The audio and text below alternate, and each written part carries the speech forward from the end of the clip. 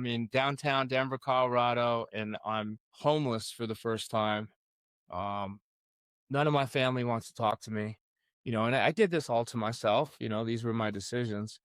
And so now I'm getting that new lived experience of going from middle class suburbia, Long Island, to following the other homeless guys, like where do we get some food, and going to the different feeding spots, and trying to figure out how to get more cracks. So now I'm robbing and stealing, and sleeping at homeless shelters, breaking into cars, stealing cars, just kind of street level drug addict.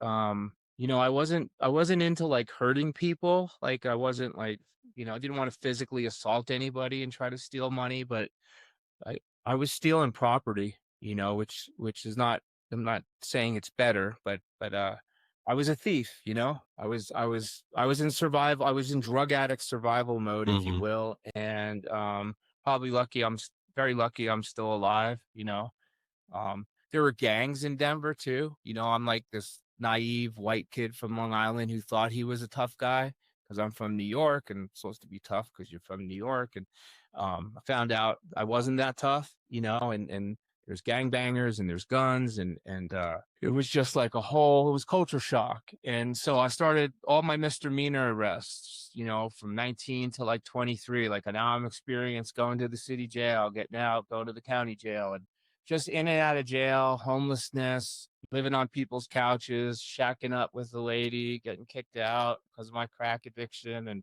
not really much direction. Um, and by the time I'm 24, I meet my first wife. We have our first son, and we move up to the mountains. They call it the Western Slope. Well, there's lots of mountains in Colorado, but we moved up to the Western Slope to Glenwood Springs, Colorado. And I'm talking back in 1994. And, you know, basically it was like, we need to get out of Denver. And I started going to church.